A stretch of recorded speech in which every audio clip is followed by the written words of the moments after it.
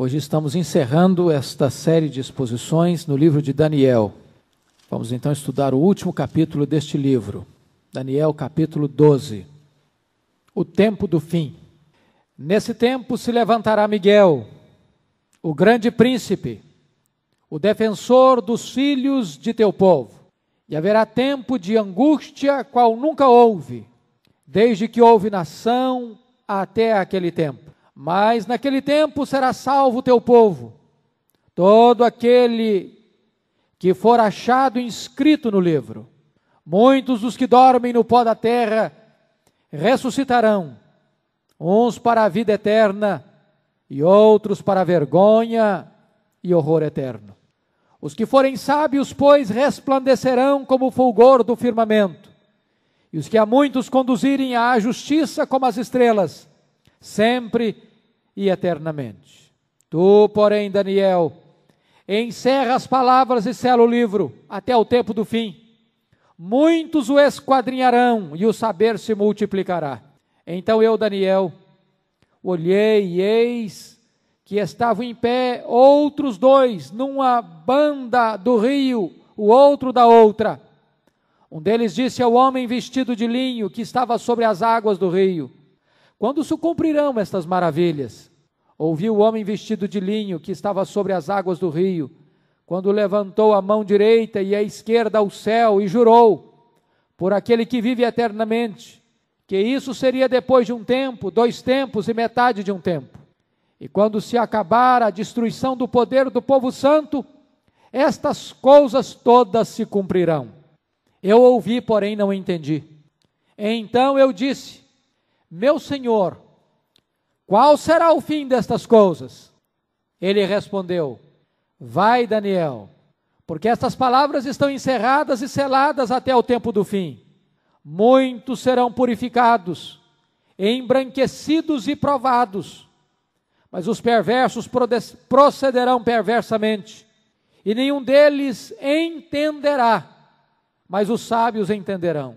Depois do tempo em que o sacrifício diário for tirado, e posta a abominação desoladora, haverá ainda 1290 dias.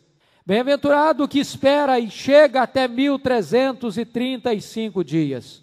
Tu, porém, segue o teu caminho até o fim, pois descansarás, e ao fim dos dias te levantarás para receber a tua herança. Amém. Uma descrição do fim do mundo é o tema da nossa meditação nesta noite. Os irmãos podem perceber com clareza que o capítulo 12 de Daniel é uma sequência do capítulo 11. Esta divisão que nós temos hoje da Bíblia em capítulos e versículos foi feita muito mais tarde. E muitas vezes essa divisão não nos ajuda a entender a sequência lógica do texto. De tal maneira que o registro do capítulo 12 está interrompendo o relato do anjo de Deus, de fatos do fim, ao profeta Daniel. Se perceberem, o que está acontecendo aqui nesse capítulo 12 é a sequência daquilo que Daniel estava recebendo da parte do anjo. O capítulo 11 termina com a história do levantamento do homem da iniquidade, do anticristo na história. De certa forma, é como se Deus estivesse levantando a ponta do véu e mostrando para nós o que vai acontecer na história nesse tempo do fim. As cortinas se fecham e o fim desse drama, certamente, é a vitória de Deus e a vitória da sua igreja. Esses eventos que estão aqui descritos no capítulo 12 são para nós como que balizas, sinais que hão de nortear-nos nesse tempo do fim. E se nós lermos com atenção, como já lemos hoje o texto de Lucas 21, há vários eventos que marcarão esse tempo do fim. No sermão profético de Jesus, ele disse que esse tempo do fim seria timbrado pelo engano religioso, pela proliferação da heresia, por uma explosão daquilo que Mark Bubeck chama de reavivamento satânico, onde o apóstolo Paulo diz que os homens não suportariam a sã doutrina e dariam guarida a ensino de demônios. Nós estamos vivendo esta época da explosão dos falsos cristos, com um falso evangelho. E o Senhor Jesus prossegue, dizendo que a igreja tem que se acautelar, para que os crentes não sejam enganados.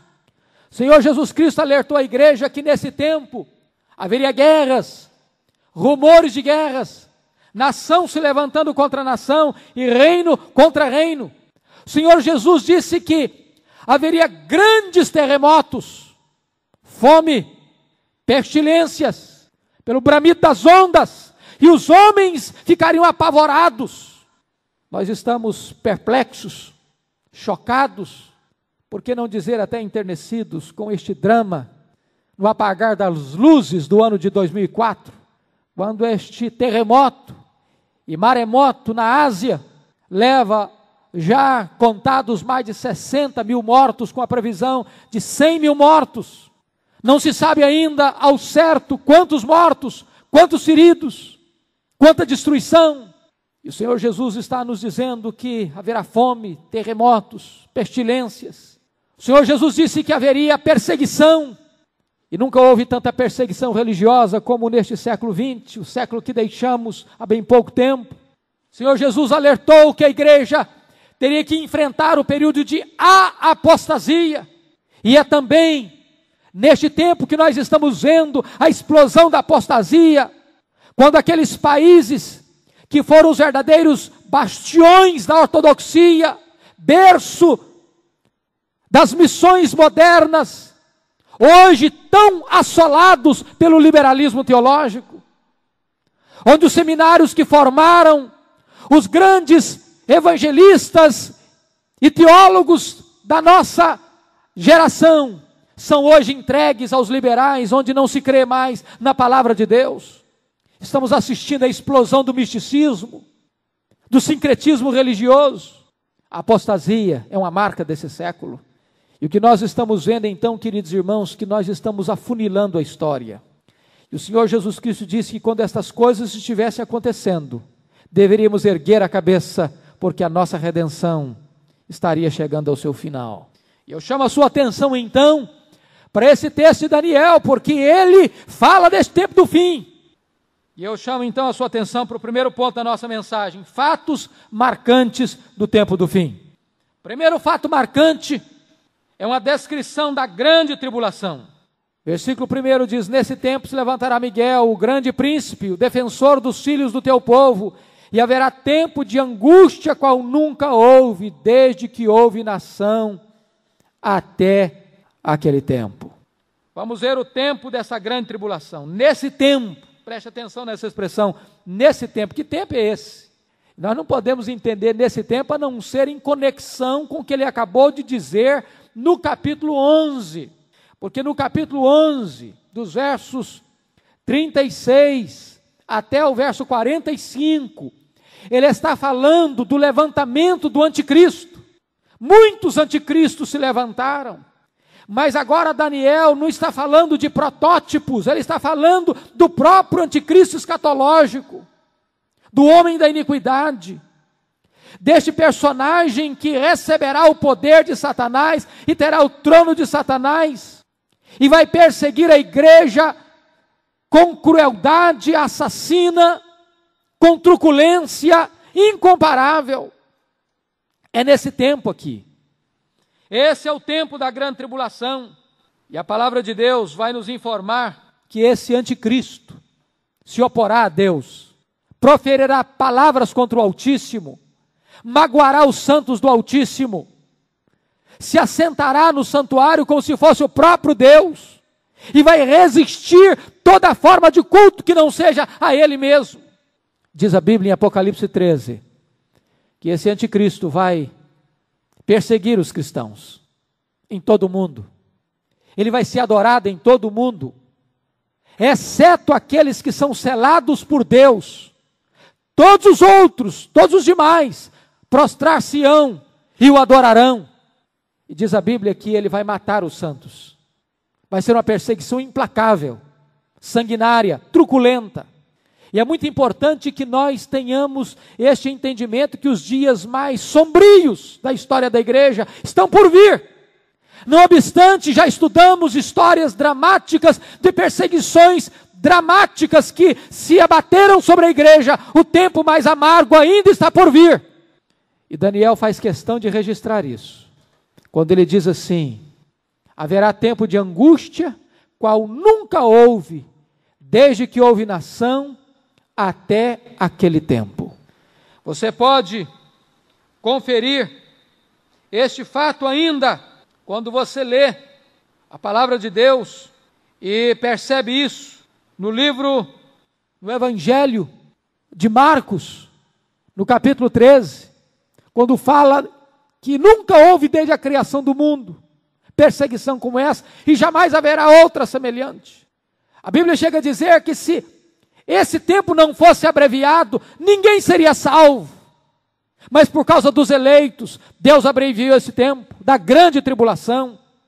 Mesmo período que a Bíblia chama lá em lá em Apocalipse 20, do pouco tempo de Satanás, do aparecimento do homem da iniquidade, da grande apostasia ou da grande tribulação. Esse tempo singular, único, sem paralelos na história da humanidade. Mas, queridos irmãos, ao mesmo tempo que nós falamos de uma grande tribulação, Daniel nos faz também uma descrição, em segundo lugar, do grande livramento do povo de Deus. Veja, por favor, que o verso 1 diz: nesse tempo se levantará Miguel, o grande príncipe e defensor dos filhos de teu povo. E logo na parte B diz: mas naquele tempo será salvo o teu povo, todo aquele que for achado inscrito no livro. Neste próprio tempo angustioso, quando a igreja estará sendo assolada, perseguida, massacrada, quando o mundo parece que está ganhando a batalha, quando parece que a igreja está perdendo a batalha, é nesse tempo que o mal estará no seu auge, e o inferno estará na sua atividade mais plena.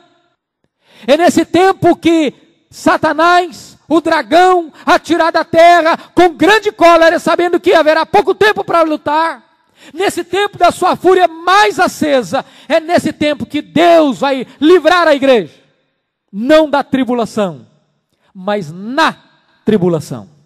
É por isso que nós não concordamos com a vertente dispensacionalista, que prega que a igreja não passará pela grande tribulação, que a igreja será arrebatada antes da grande tribulação. Nós não encontramos esta explicação nas Escrituras.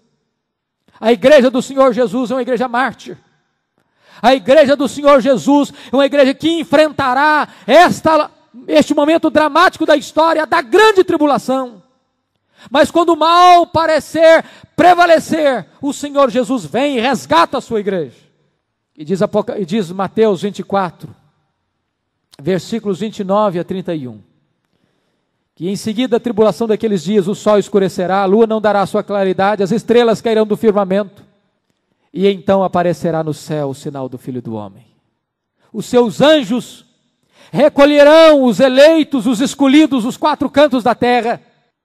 E a Bíblia nos informa ainda que eles serão colhidos como se colhe o trigo para colocar no celeiro, enquanto o joio será lançado na fornalha. Apocalipse 14 faz uma distinção dos eleitos de Deus sendo recolhidos como a ceifa e os ímpios pisados como uvas no lagar da ira de Deus. O povo de Deus, então, queridos irmãos, será libertado no aceso deste drama da história. Um grande livramento. E os anjos de Deus serão esses agentes do livramento de Deus, quando recolherão os filhos de Deus para aquele glorioso encontro com o Senhor Jesus Cristo nos ares. Terceiro lugar, Daniel fala de uma descrição da salvação pela graça, porque você nota no versículo 1 ainda: mas naqueles tempos será salvo o teu povo, todo aquele que for achado inscrito no livro. Olha você que há uma distinção clara e nítida entre os salvos e os perdidos, entre os filhos de Deus e aqueles que não são filhos de Deus. E qual a distinção? Seus méritos, suas obras, seus predicados morais. O que é que distingue o povo de Deus dos ímpios? É que diz o texto aqui que o povo de Deus tem o seu nome escrito no livro. Que livro é este? O Senhor Jesus Cristo já tinha feito referência a este livro lá em Lucas 10, 20, quando os evangelistas retornaram daquela campanha dos 70 que saíram pregando e voltaram alegres dizendo: Senhor, até mesmo os espíritos se nos submetem pelo teu nome. E Jesus diz: alegrai-vos antes, porque o vosso nome está escrito no livro da vida.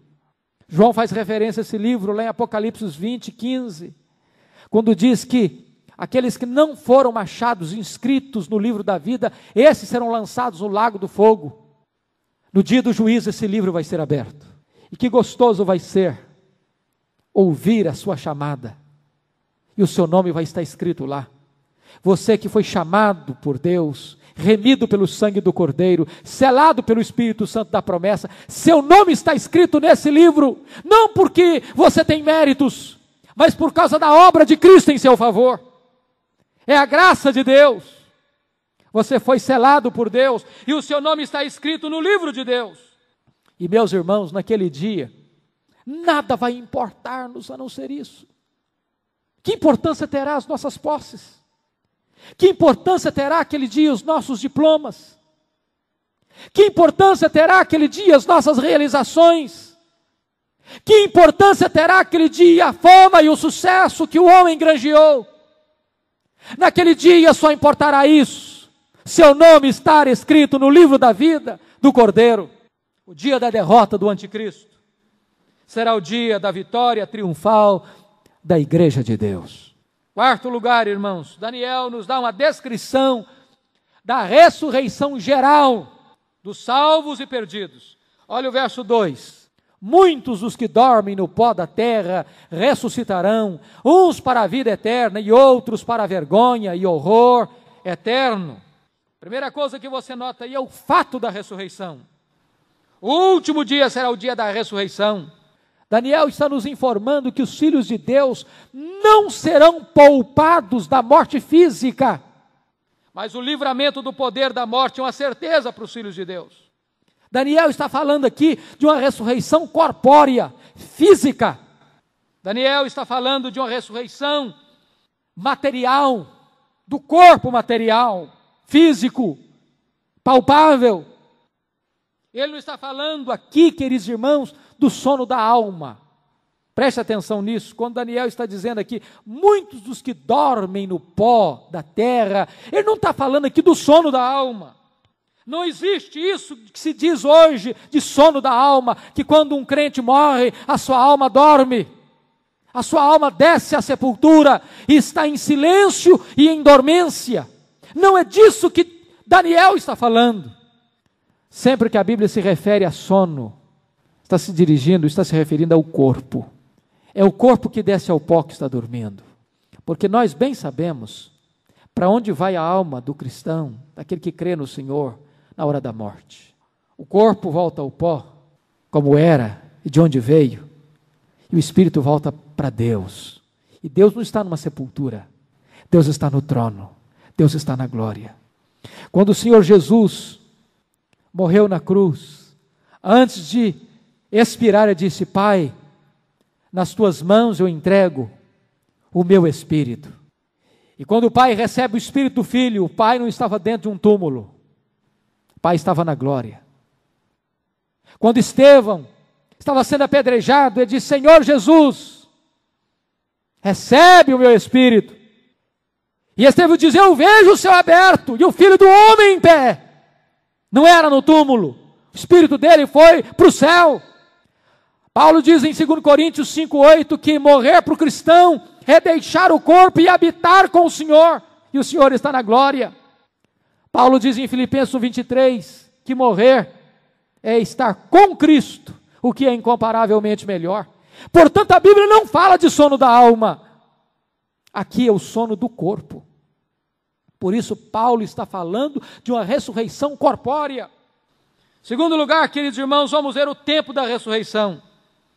A ressurreição se dará no tempo do fim, porque o contexto aqui é o contexto do anticristo, é o contexto da perseguição, da grande tribulação, e o contexto da libertação da igreja do meio desta grande tribulação. E você pergunta, quando que se dará esta libertação da igreja do meio da tribulação? A Bíblia nos diz, com muita clareza, em 2 Tessalonicenses, capítulo 1, versículos 6 e 7, quando diz assim: se de fato é justo para com Deus que Ele dê em paga a tribulação aos que vos atribulam, e a vós outros que sois atribulados, alívio juntamente conosco, quando do céu se manifestar o Senhor Jesus com os anjos do seu poder, em chama de fogo, tomando vingança contra os que não conhecem a Deus, e contra os que não obedecem ao evangelho de nosso Senhor Jesus Cristo. Esses sofrerão penalidade de eterna destruição, banidos da face do Senhor e da glória de seu poder, quando vier para ser glorificado nos seus santos e ser admirado em todos os que crerem. Vejam vocês que a libertação da tribulação se dará na segunda vinda de Cristo. Portanto, essa ressurreição se dará na segunda vinda de Cristo. E a Bíblia nos fala com muita clareza sobre isso. Olha, por gentileza, o que João escreve no capítulo 5, versículos 28 e 29. João fala sobre esse aspecto. E ele diz o seguinte, no Evangelho, capítulo 5, versos 28 e 29. Não vos maravilheis disto, porque vem a hora em que todos os que se acham nos túmulos ouvirão a sua voz e sairão. Os que tiverem feito o bem para a ressurreição da vida, e os que tiverem praticado o mal para a ressurreição do juízo. E você pode ainda entender quando se dará a ressurreição, porque a palavra de Deus nos informa em 1 Coríntios capítulo 15, versos 51 e 52 o seguinte: eis que vos digo um mistério, nem todos dormiremos, mas transformados seremos todos, no momento, no abrir e fechar de olhos, ao ressoar da última trombeta, a trombeta soará, os mortos ressuscitarão incorruptíveis e nós seremos transformados. De tal maneira que o quando da ressurreição, o tempo da ressurreição será na segunda vinda de Cristo. Terceiro lugar, vamos ver os sujeitos da ressurreição. E há uma expressão em Daniel que pode trazer confusão para nós. Porque diz assim: muitos dos que dormem no pó da terra ressuscitarão. E você pergunta, por que muitos e não todos? Esta é uma expressão do hebraísmo, que na verdade representa todos mesmo. Quando Daniel usa a expressão muitos, ele está querendo enfatizar o número gigantesco, extraordinário, colossal daqueles que vão ressuscitar. Os melhores intérpretes compreendem que muitos aqui é sinônimo de todos. E aqui, queridos irmãos, nós somos levados à compreensão, à luz também de João 5, 28 e 29, que a ressurreição dar-se-á num único dia. Nós não temos várias ressurreições, como ensina o dispensacionalismo, que vai existir uma ressurreição de crentes antes do arrebatamento, e depois uma outra ressurreição depois da grande tribulação, e depois uma terceira ressurreição no final do milênio terrenal de Cristo aqui na terra. Nós não cremos assim. A posição que entendemos ser a mais consistente, coerente com as Sagradas Escrituras é que a ressurreição é única. No grande dia, no dia final, quando o Senhor Jesus Cristo voltar, quando a trombeta de Deus ressoar, quando o Senhor aparecer em glória, então diz a Bíblia que os mortos ressuscitarão, os grandes e pequenos, diz Apocalipse capítulo 20, versos 12 e 13, para comparecerem diante do tribunal de Deus para o grande julgamento. Diz Daniel que uns ressuscitarão para a vida eterna e outros ressuscitarão para horror, vergonha e horror eterno. Então essa ressurreição é única. Vão ressuscitar crentes e incrédulos, salvos e perdidos, nesse mesmo dia, para o grande dia do juízo. E em quarto lugar, vamos ver os resultados da ressurreição. Vejam vocês que Daniel está mostrando aqui duas verdades tremendas. Primeira verdade é a verdade da bem-aventurança eterna. Muitos dos que dormem no pó da terra ressuscitarão uns para a vida eterna. Que coisa boa é que a Bíblia diz que os crentes vão preceder na ressurreição os que estiverem vivos. Os mortos em Cristo ressuscitarão primeiro. Depois nós, os vivos, os que ficarmos até a volta do Senhor, seremos transformados e arrebatados. Então, os crentes que morreram em Cristo são bem-aventurados mesmo, porque já descansam de suas fadigas, e quando Jesus voltar, eles virão com o Senhor Jesus em glória, e seus corpos ressuscitarão primeiro, antes dos vivos serem transformados. Segundo lugar, eles receberão corpos incorruptíveis, imortais, poderosos, gloriosos, espirituais, celestiais, semelhantes ao corpo da glória do Senhor Jesus Cristo. E então reinarão com Ele para sempre, na bem-aventurança eterna. Mas, meus irmãos, Daniel também nos fala que uns ressuscitarão para a vergonha e horror eterno. Daniel não fala de aniquilamento. Daniel não fala que os ímpios serão aniquilados. Isso é uma heresia. Isso é uma afronta à palavra de Deus. Isso é a negação da verdade incontestável das Escrituras. A mesma Bíblia que fala de que haverá uma bem-aventurança eterna, fala também de que haverá uma penalidade eterna, onde o fogo jamais se apagará, onde o verme jamais deixará de roer, onde haverá tormento pelos séculos dos séculos. Podem chamar-nos de alarmistas, mas a palavra de Deus não pode falhar. Ninguém mais do que o próprio Filho de Deus falou sobre penalidades eternas. E Daniel aqui é enfático, que uns vão ressuscitar para vergonha e horror eterno. Isso nos prova algumas coisas ainda, irmãos. Isso nos prova que não há possibilidade de mudança do destino de uma pessoa depois da morte. Que não há nada que se possa fazer por uma pessoa depois que ela morre. Que do jeito que a pessoa morre, assim ela será eternamente. É por isso que Apocalipse 22 disse: continua o justo fazendo justiça, continua o injusto sendo injusto. A pior sentença para um ser humano é Deus dizer para ele no dia do juízo final: fica como está eternamente. Morreu ímpio, você vai ser ímpio eternamente. O tempo do arrependimento é hoje, o tempo da salvação é agora. Ai daquele que partir sem estar preparado. A Bíblia diz que ele não é apenas tolo, ele é louco. É louco. Mas em quinto lugar, queridos, Daniel nos traz uma descrição das recompensas dos salvos. Veja o verso 3. Os que forem sábios, pois, resplandecerão como o fulgor do firmamento, e os que a muitos conduzirem à justiça como as estrelas, sempre e eternamente. Veja que Daniel está falando de dois grupos, os sábios e os que a muitos conduzirem à justiça. Quem são eles? Quem são eles? Capítulo 11, verso 33 de Daniel, já nos dava essa descrição. Os sábios entre o povo ensinarão a muitos, todavia cairão pela espada e pelo fogo, pelo cativeiro e pelo roubo por algum tempo. O que está acontecendo aqui?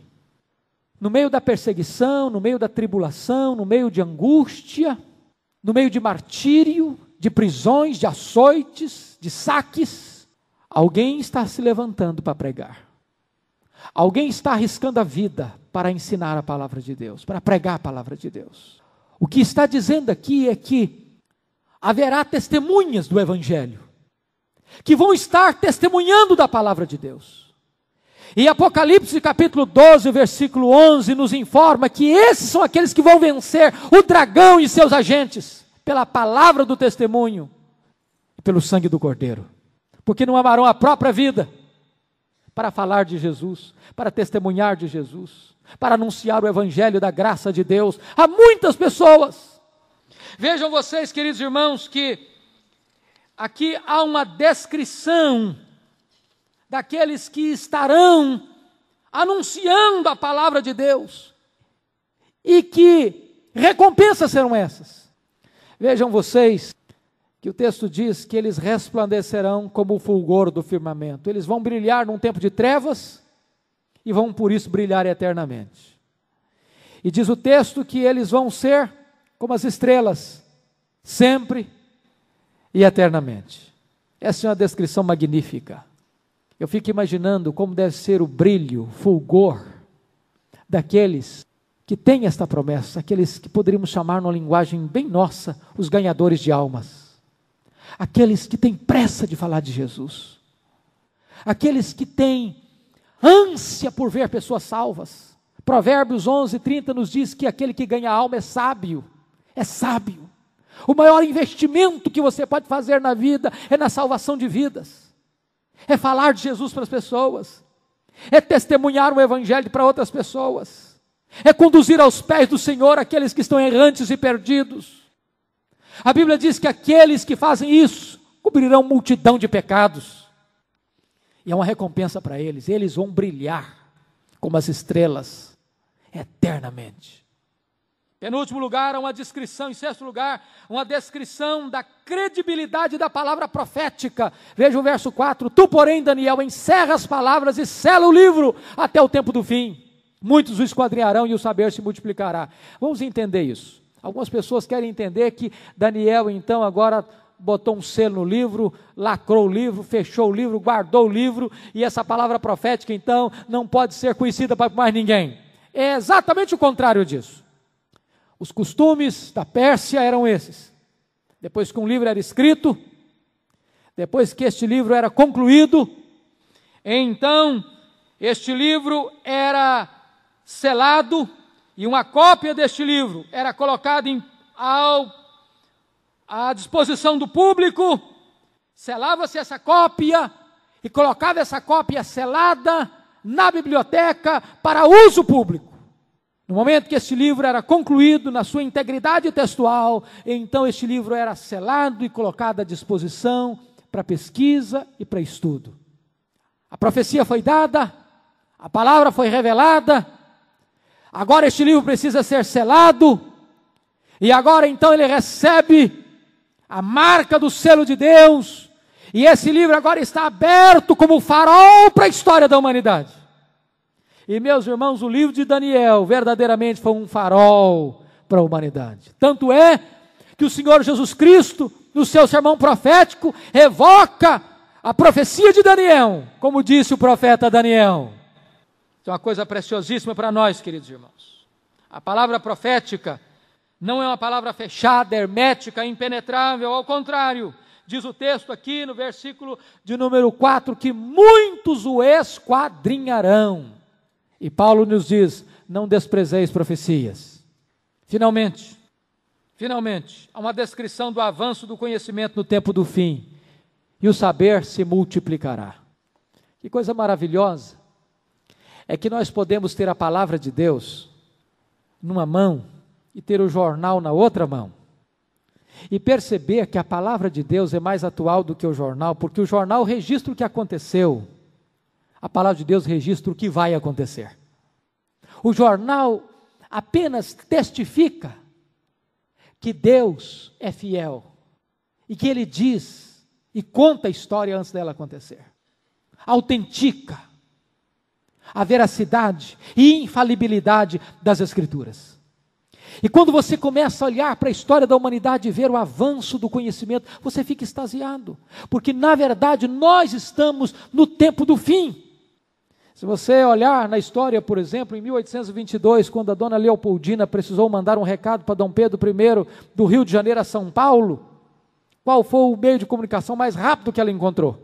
Um cavalo de corrida. Um cavalo de corrida.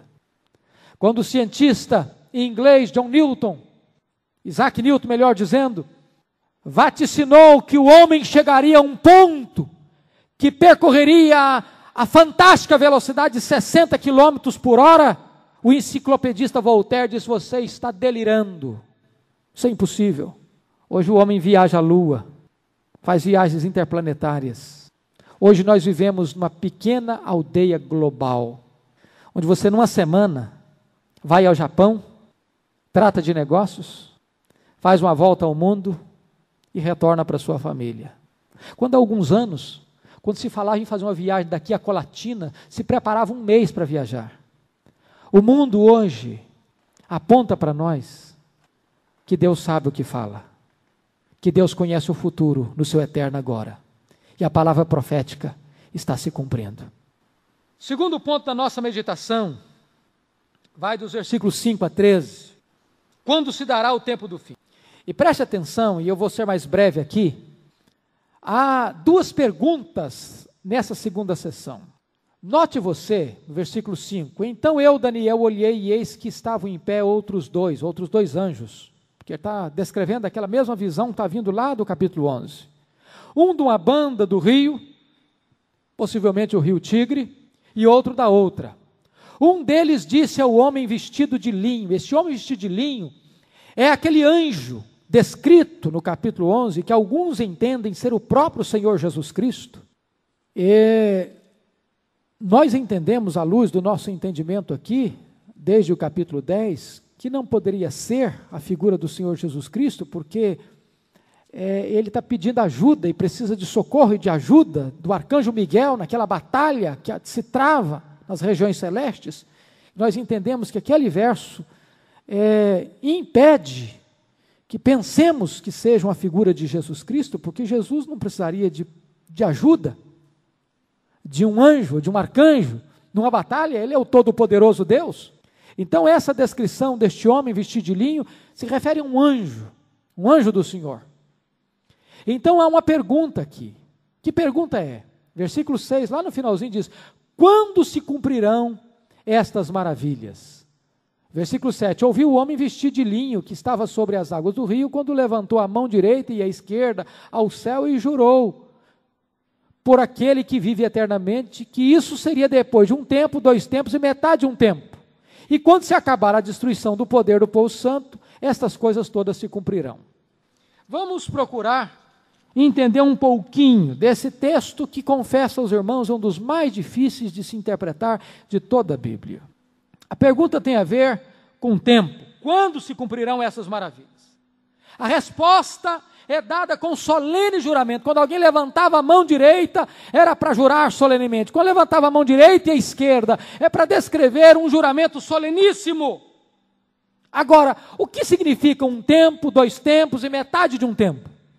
Os dispensacionalistas querem entender que esse texto se refere a 3 anos e meio. Um tempo, 1 ano, 2 tempos, 2 anos, metade de um tempo, 6 meses.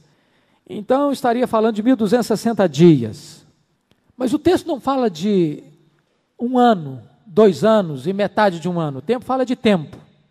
A melhor interpretação possível deste texto foi dada por João Calvino. João Calvino entendia que tempo aqui, 2 tempos e metade de um tempo, é que tempo é um longo período. 2 tempos, um extenso período. E metade de um tempo significa que esse tempo terá um fim. No tempo oportuno de Deus, esse tempo vai cessar. Se lembram quando expusemos Apocalipse? O entendimento dos teólogos reformados é que esse período de 1 tempo, 2 tempos e metade de um tempo cobre toda a extensão da história da igreja. Porque a perseguição sobre a igreja, ela é contínua. Ela vai desde o berço da igreja até o final, quando o Senhor Jesus arrancar a igreja do meio do fogo aceso da tribulação. É bem verdade que esta tribulação tem nuances, ora mais intensas, ora mais calmas, mas ela culminará num tempo dramático como nunca jamais houve. E se perceberem, o versículo de número 7 faz essa descrição: e quando se acabar a destruição do poder do povo santo, estas coisas todas se cumprirão.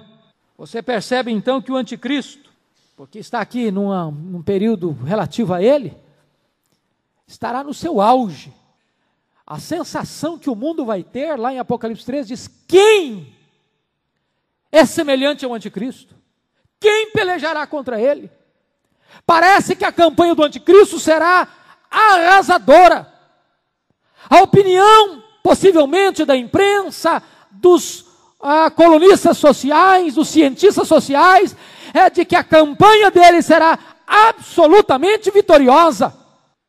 Quando o povo de Deus parecer estar liquidado, debaixo de escombros e de cinzas, então a vitória do povo de Deus será retumbante, repentina, retumbante e gloriosa. E quando se acabar a destruição do poder do povo santo, estas coisas todas se cumprirão. O que se cumprirá? Essas coisas todas. Que coisas todas? A libertação do povo da tribulação, a recompensa do povo de Deus, a ressurreição dos mortos, o juízo final, a recompensa e a retribuição do povo de Deus. Agora vem uma pergunta solene sobre os estágios finais do tempo do fim, versículos 8 a 13. Veja aí. Eu ouvi, porém não entendi. Veja bem que a profecia é tão complexa que o próprio Daniel, entendido em visões, a quem Deus dera a ele a sabedoria da interpretação de sonhos e visões, não entende. Ele vê, mas não entende. Eu ouvi, porém não entendi. Então eu disse, meu Senhor, qual será o fim destas coisas? E veja que a resposta não lhe abre caminhos tão claros. Ele respondeu, vai Daniel, porque essas palavras estão encerradas e seladas até o tempo do fim. E aqui, o que nós precisamos perceber é que essa profecia tem a ver com o tempo do fim. E daí você nota que Deus não diz coisas muito específicas, mostrando para nós um ponto importantíssimo, que a profecia não nos é dada para alimentar ou matar a nossa curiosidade profética. Toda pessoa que se aproxima da Bíblia com esta curiosidade frívola, como que com a cartilha na mão ou com a máquina calculadora na mão para calcular dados e fatos e datas e marcar e agendar o tempo do fim, se frustram. Se frustram. Não é esse o propósito da profecia. O propósito da profecia nem mesmo é dizer para nós o que vai acontecer no fim. Eu disse isso quarta-feira passada. Se fosse esse o fato, eu saber o que vai acontecer no fim, isso poderia me desesperar. Me desesperar. O grande propósito da profecia é mostrar para nós que não importa o que está pelo fim, Deus está no controle. Ele reina, Ele é soberano, Ele é Senhor, as rédeas da história estão nas suas mãos e Ele conduzirá a sua igreja, ainda que debaixo de martírio, ao triunfo. Este é o propósito da profecia. E então, alguns fatos são dignos de nota aqui. Primeiro, a perseguição, em vez de destruir a igreja, vai purificá-la. Veja o versículo 10. Muitos serão purificados, embranquecidos e provados. Olha que coisa maravilhosa. Daniel está sabendo que vai ser um tempo de perseguição como nunca houve. Daniel quer detalhes, Daniel quer saber com mais minúcias. E Deus diz para ele, Daniel, quando a perseguição chegar, muitos vão ser purificados, embranquecidos e provados. O que Deus está dizendo com isso? É que a igreja de Deus nunca foi e jamais será destruída pela perseguição. Que coisa bonita, irmãos. A igreja de Deus sempre se fortaleceu na perseguição, sempre. A perseguição vem e ela só purifica a igreja, ela embranquece a igreja, ela prova a igreja. Como o ouro prova a prata, como o fogo prova a prata, como o fogo tira as escórias, e limpa e purifica e enobrece o ouro. Segundo, a perseguição não tirará o discernimento da igreja. Veja o verso 10 ainda, quando diz o seguinte, mas os perversos procederão perversamente, nenhum deles entenderá, mas os sábios entenderão. Meus irmãos, hoje nós vivemos numa época em que os homens querem discernir a história. Levantam-se os sociólogos, levantam-se os antropólogos, levantam-se os cientistas sociais. Querem entender a história, querem interpretar a história, e muitas vezes as pessoas entram em rotas de confusão. Olhem as correntes filosóficas que já se levantaram para interpretar a história, para dar um caminho para a história, muita confusão, muita dispersão, mas o povo de Deus tem entendimento. O povo de Deus sabe que a história não caminha dando voltas em círculo, não é cíclica, a história não caminha para o caos, a história caminha para a vitória gloriosa e retumbante de Deus e da sua igreja. A igreja tem discernimento. Terceiro lugar, A perseguição não tirará a paciência triunfadora da igreja. Versos 11 e 12.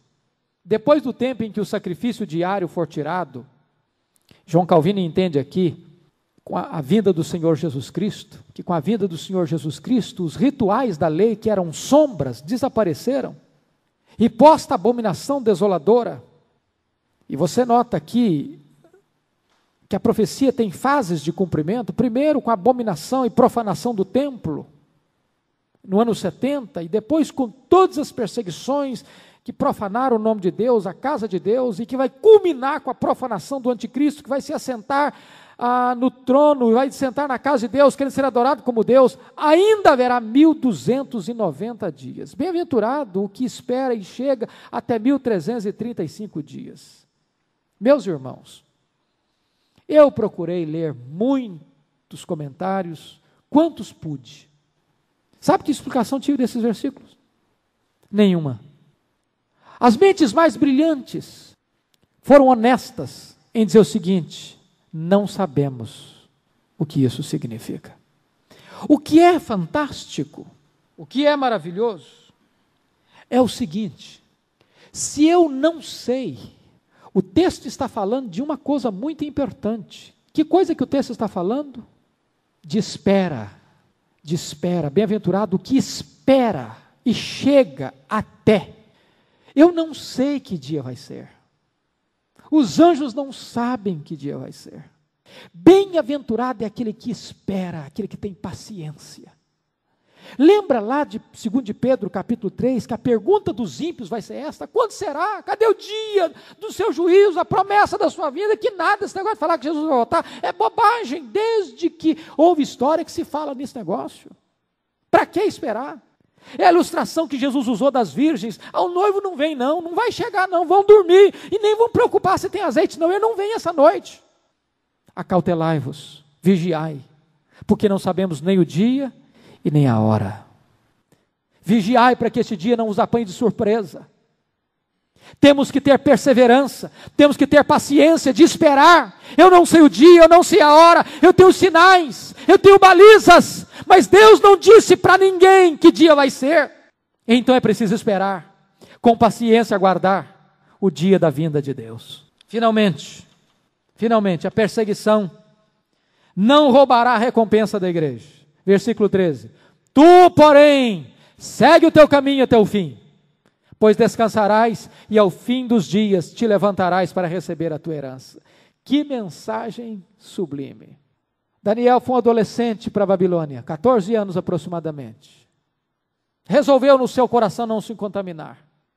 Enfrentou lutas tremendas, mas foi fiel a Deus na adversidade. Depois foi promovido no topo da fama, permaneceu fiel a Deus. Os anos se passaram e ele foi fiel a Deus. A Babilônia caiu e ele continuou sendo fiel a Deus. Medo-Pérsia se levantou, ele continuou sendo fiel a Deus. Daniel está agora com cerca de 86 anos. Ele está à margem do rio Tigre. Um anjo do céu vem a ele e diz: Daniel, você é muito amado no céu, Daniel. Desde o dia em que você aplicou o seu coração para buscar o Senhor, é que o Senhor ouviu a sua oração. E eu fui enviado para trazer a você essa mensagem.